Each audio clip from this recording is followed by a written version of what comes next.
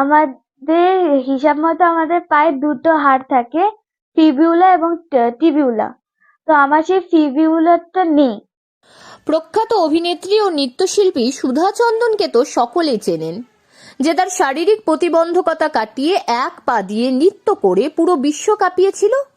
কিন্তু কালিয়াগঞ্জের এই সুধা চন্দনকে কেউ কি চেনেন, যে তার সমস্ত প্রতিবন্ধকতা কাটিয়ে এক পায়ের জাদুতে দেশ ও বিদেশের সর্বভারতীয় পর্যায়ে নৃত্য প্রতিযোগিতায় আজ 150টিরও বেশি পুরস্কার পেয়েছে?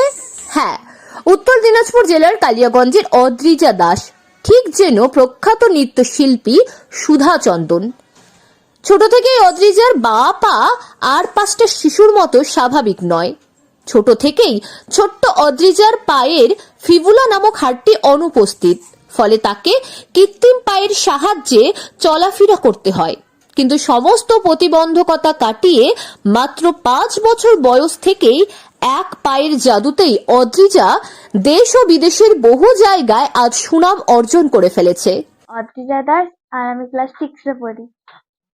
তো তোমার হচ্ছে এখনো পর্যন্ত নাচের জন্য তো অনেক পুরস্কার পেয়েছো, তো কোথায় কোথায় গিয়েছিলে এবং কতটা ভালো লাগে নাচ? নাচ করতে আমার ভালো লাগে। আমি সিঙ্গাপুর, বৃন্দাবন, ভিলাই, নাগপুর, লখনৌ, দিল্লি। আমাদের হিসাব মতো আমাদের পায়ে দুটো হাড় থাকে, ফিবিউলা এবং টিবিউলা। তো আমার সেই ফিবিউলাটা নেই। জন্ম থেকেই? হ্যাঁ। কোনো ওরকম অসুবিধা হয় না? না। নাচ শেখো তুমি বা করো? কথক। কথায় বলে, আদম্য ইচ্ছা ও মনের জোর যদি কারো থাকে, তাহলে শত প্রতিবন্ধকতায় আসুক না কেন, সে লড়াইয়ে জয়ী হবেই। আর সেই লক্ষ্যে আজ পায়ের হাজারো সমস্যা থাকা সত্ত্বেও তার এক পায়ের উপর ভর করে অদ্রিজা দেশ ও বিদেশের বহু নৃত্য প্রতিযোগিতায় প্রথম স্থান অধিকার করেছে। জেলা বা রাজ্য পর্যায়ে নানান প্রতিযোগিতায় সেরার সম্মান রয়েছে অদ্রিজার ঝুলিতে। অদ্রিজা ছত্তিশগড়ে সর্বভারতীয় নৃত্য প্রতিযোগিতায় কত্থক নৃত্যে প্রথম এবং দেশরা ইন্টারন্যাশনাল কালচারাল হারমোনি ফ্লোরিডা ইউএসএও ছত্তিশগড় সরকারের যৌথ উদ্যোগে নৃত্য প্রতিযোগিতায় প্রথম স্থান দখল করেছে সে। এছাড়াও দিল্লি, লখনৌ, এমনকি সিঙ্গাপুরেও তার অসাধারণ নৃত্যে পারফরমেন্স করে সেরার শিরোপা কেড়ে এনেছে অদ্রিজা। অদ্রিজার মা দেবশ্রী সরকার বলেন, জন্মের মাত্র 21 দিন বয়সে দিল্লি এইমসে অদ্রিজার চিকিৎসা চলে। সেখানে ডাক্তাররা তার এই পায়ের গঠন দেখে তাকে কত্থক নৃত্যে ভর্তি করার পরামর্শ দেন। এটা মনে হয় সব লেখা থাকে।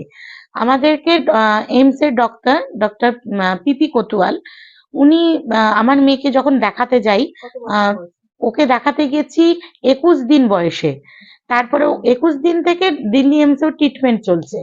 যখন ও ধীরে ধীরে দাঁড়াতে শিখলো, হাঁটতে শিখলো, তখন আমাদেরকে ডাক্তার বলেছিল, ওর একটা অপারেশন হয়েছে 3 বছর বয়সে। তখন আমাদেরকে ডাক্তার বললেন যে ওকে আপনারা ডান্সে ভর্তি করুন, কথাকে। কারণ কথাকেই এমন একটা ডান্স যেটাতে পায়ের চেটোটা পুরোপুরি পড়ে।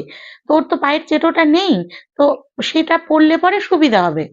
তো সেই কথা শুনেই আমরা 3.5 বছর বয়সে প্রথম এখানে কালিয়াগঞ্জে গন্ধর্ব নৃত্য মহাবিদ্যালয়ে শ্রীমতী বাণী চক্রবর্তীর কাছে নিয়ে যাই, এবং ওই 3.5 বছর বয়স থেকে ওর নাচ করার ওই শুরু, ডাক্তারের প্রেসক্রাইব আর কি।